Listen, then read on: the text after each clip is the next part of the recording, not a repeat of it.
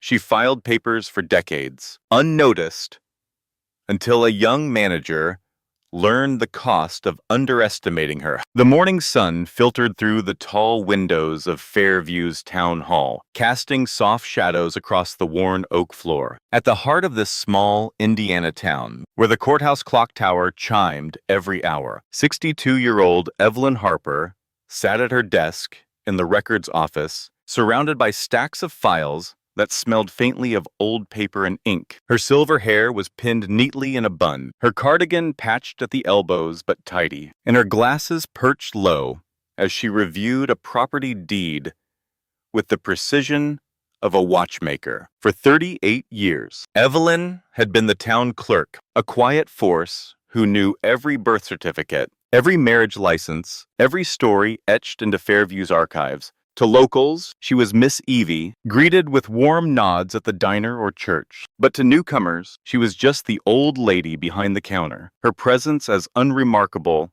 as the ticking clock above her desk. Evelyn's days followed a rhythm, sorting permits, answering calls, helping residents with forms. That April, as spring bloomed outside, she was guiding Mr. Jenkins, a 70-year-old farmer, through a tax exemption form. "You've saved me again, Miss Evie," he said, tipping his hat. She smiled faintly, adjusting her glasses. "Just doing my job, Henry." But her job was more than paperwork. She remembered the faces behind each file. The young couple who'd lost their deed in a fire. The widow who needed her husband's records to claim benefits. Evelyn didn't just file. She preserved Fairview's heart, stitch by stitch. That same morning, change arrived in a polished suit and a cloud of cologne. Nathan Caldwell strode into the town hall as Fairview's new administrative manager, hired from Indianapolis to bring efficiency. With his Bluetooth earpiece and a tablet tucked under his arm, he moved like a man who'd already mapped out the future. The staff gathered in the meeting room, a cramped space with peeling wallpaper. As Nathan laid out his vision, "Fairview's stuck in the past," he said, his voice sharp with confidence. "Paper records, manual processes. It's inefficient. We're going digital, cloud-based, modern, no more relics slowing us down." Evelyn sat at the back, her pen pausing mid-note. Relics. The word hung in the air, and a few colleagues, Mia, the young receptionist, Clara, the budget clerk, glanced her way. Uneasy, Nathan's eyes skipped over her, as if she were part of the furniture. He didn't see the way her lips tightened, or the flicker of steel in her hazel eyes. After the meeting, he stopped by her desk, tossing a stack of folders onto it without looking up. "Shred these by Friday." "Evelyn," he said, scrolling his phone, "we're phasing out paper." She leaned forward, her voice calm but firm. "These are original permits, Mr. Caldwell. They're legal documents, not trash." Nathan smirked, adjusting his tie. "You've been here too long to know what's best. Evelyn, stick to coffee runs, and we'll get along fine." The words landed like a slap, sharp and careless. Mia, filing papers nearby, froze, her eyes wide. Evelyn didn't flinch. She'd heard worse over the years. Snide remarks about her age, her pace, her old-fashioned ways. But Nathan's jab cut deeper, stirring a memory she'd buried long ago. In her desk drawer, hidden beneath a stack of notepads, was a faded photo of a younger Evelyn standing beside a governor at a ribbon cutting for Fairview's community center. Her hand rested on a policy binder that had secured millions to rebuild the town after a flood in 1985. Back then, she wasn't just a clerk. She was a lifeline, a 24-year-old aide who'd fought for Fairview when no one else would. She hadn't spoken of it since stepping back to raise her children, choosing the quiet life of a clerk over titles or spotlight. The photo stayed hidden, a relic of a woman who'd once moved mountains. But as Nathan walked away, his laugh echoing, Evelyn's fingers brushed the drawer's handle. She didn't open it, not yet. Instead, she picked up the permits, her hands steady, and returned to work. But something had shifted, like a spark catching dry leaves. That evening, at the Fairview diner, Evelyn sipped chamomile tea across from her friend Ruth Miller, a 68-year-old retired librarian with a sharp tongue and sharper eyes. The diner's jukebox played a soft Johnny Cash tune, and checkered tablecloths glowed under fluorescent lights. He called you a dinosaur, Ruth scoffed, stirring her coffee. That boy's got no idea who he's talking to. Evelyn's smile was faint, almost amused. He's young. Ruth thinks he's the future. Ruth leaned forward, her voice low. You're Fairview's future, Evie. Always have been. Don't let him forget it. Evelyn didn't answer, but her gaze drifted to the window, where Main Street's lampposts flickered to life. Across town, Nathan was drafting a budget proposal in his office, his laptop screen casting a cold glow. The clerk's role is redundant. He typed, his fingers quick. Automation will save costs. He didn't know Evelyn's history, didn't care to ask. To him, she was a line item to cut, a name to replace with software. By Monday, he'd have a termination notice ready, confident it would slide through the council without a ripple. But Fairview wasn't Indianapolis, and Evelyn wasn't invisible. At the diner, Ruth was already planning, her mind racing with names.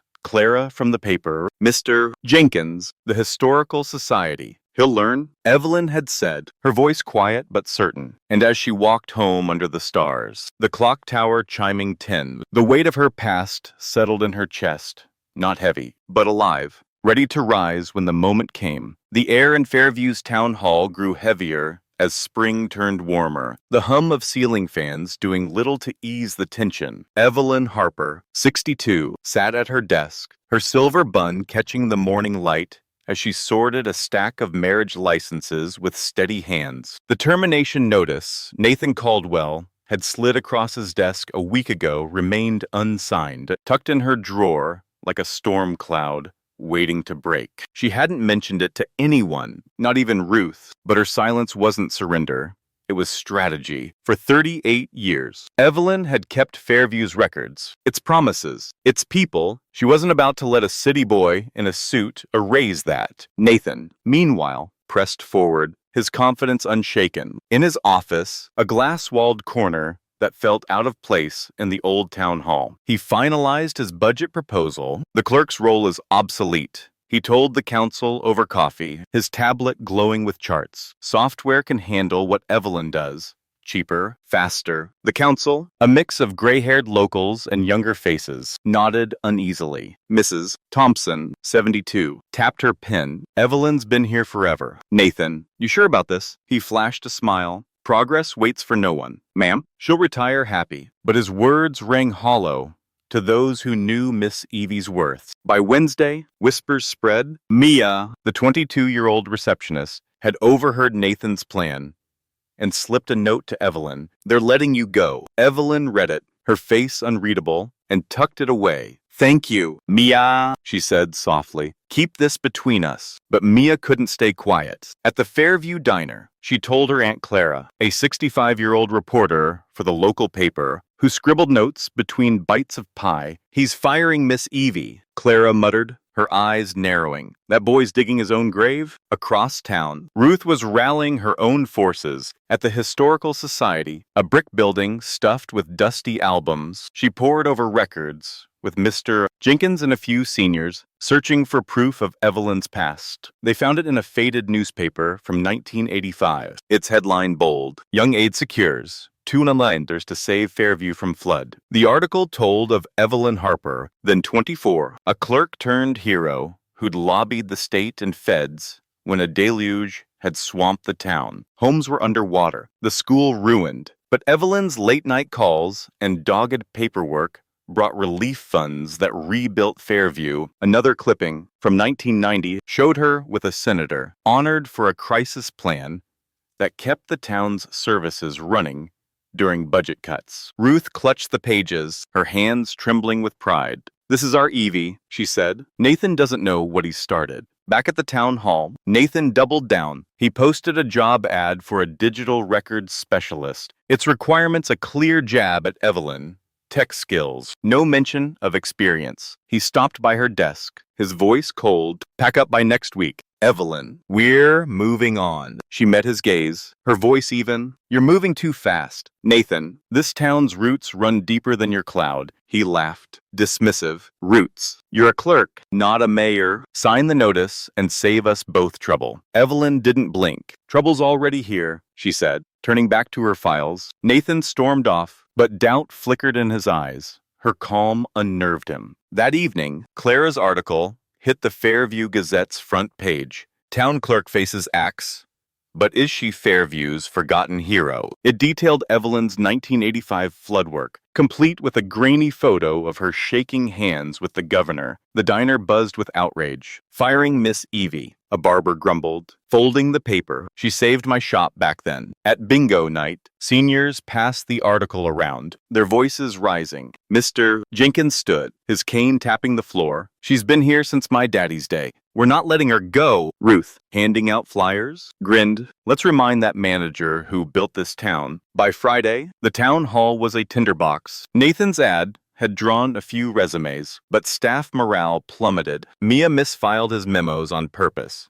Clara hovered, asking pointed questions for a follow-up story. Evelyn kept working, her desk a fortress of order amid the chaos. But at lunch, she opened her drawer, pulling out the old photo, herself at 24, radiant. Holding the policy binder that had saved Fairview, she traced the edges, her fingers lingering. Not yet, she whispered, tucking it back. But her eyes burned with purpose. Nathan, cornered by Clara at a council meeting, fumbled when shown the article. That's old news, he said, his smile tight. We're focused on the future. Clara raised an eyebrow. The future's built on people like Evelyn. Son, you might want to read up, the council murmured, and Mrs. Thompson leaned forward. We're reviewing your proposal. Nathan, don't rush us. His jaw clenched.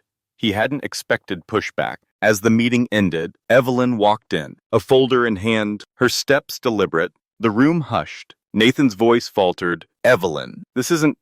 She cut him off, her tone like steel wrapped in velvet. It's time we talked about Fairview's history. Nathan, since you're so eager to rewrite it. The meeting room in Fairview's town hall was packed to the brim, the air thick with anticipation. Folding chairs lined the walls, filled with staff, council members, seniors, and even teenagers drawn by the buzz about Miss Evie. Evelyn Harper, 62, stood at the front, her silver bun gleaming under the fluorescent lights, a folder clutched in her steady hands. Across from her, Nathan Caldwell gripped the podium, his tie askew, his usual polish fading under the weight of every eye in the room. He'd called this budget review to push his digital overhaul, but Evelyn's entrance had shifted the script. Let's talk about Fairview's history, she'd said, her voice calm but unyielding. And now the town waited to hear what came next. Evelyn opened her folder, pulling out a yellowed newspaper clipping. March 85. She began, her tone clear as the courthouse clock's chime. Fairview faced a flood that nearly drowned us. Homes gone, schools ruined. I was twushed, a clerk's aide.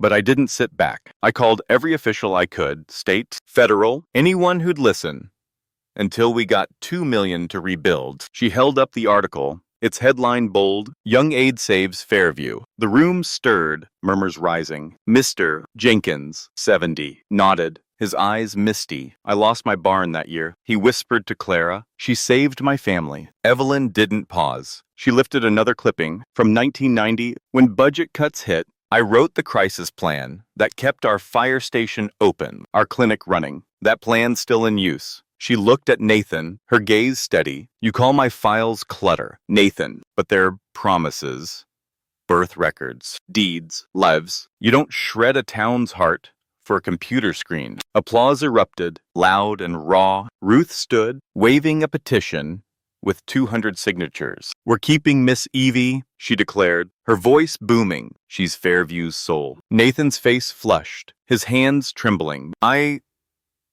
didn't know, he stammered, but the crowd wasn't listening. Clara, the reporter, rose, holding up her Gazette article. You didn't ask. Mr. Caldwell, Evelyn built this town while you were in diapers. Laughter mixed with cheers. And Mia, the receptionist, added, she helped my mom save our house last year, found a record no one else could. One by one, voices joined, farmers, teachers, kids, each with a story of Evelyn's quiet help. From tax forms to lost titles, the room felt alive, as if Fairview itself was speaking through them. Nathan sank into a chair, the termination notice crumpled in his pocket. Mrs. Thompson, the council chair, stood, her cane tapping for silence. We're scrapping your plan. Nathan, she said firmly. Evelyn stays, her way, her files, her desk. Cheers shook the walls, but Evelyn raised a hand, her expression soft. Don't judge him too harshly, she said, nodding at Nathan. He's learning. Like I did at his age. Fairview's about second chances. Let's give him one. Her words turned anger to resolve, the crowd nodding, some clapping for her grace. The next morning, Nathan approached Evelyn's desk, his earpiece gone, his voice low. I was wrong. Miss Harper, he said, eyes down. I'd like to learn from you. She handed him a file, her smile faint but warm. Start with this. It's the town's charter. Know what you're building on. By summer, the hall buzzed with new energy. Digital tools, yes, but woven into Evelyn's system, now studied by other towns. Nathan listened more, his laptop often closed, and Evelyn's desk stayed put, a beacon of order. At the annual town picnic, under oaks, heavy with July green, a plaque was unveiled in the hall's lobby, in honor of Evelyn Harper, Fairview's heart and history. Kids ran up, asking about the flood. Seniors shared their tales, their voices mingling like river currents. Evelyn sat on a bench, watching families laugh. When Nathan joined her, offering a soda, "You could have taken my job," he said quietly. She chuckled, her glasses glinting. "I don't need it. Nathan, I've got Fairview." As the sun dipped, the clock tower chimed, and Evelyn felt decades settle. Not heavy, but warm, a quilt woven by every hand she'd touched. Years later, when Evelyn retired at 70, the town hall threw a party that spilled onto Main Street. Nathan, now seasoned, gave a speech, his voice thick. She taught me what a legacy means.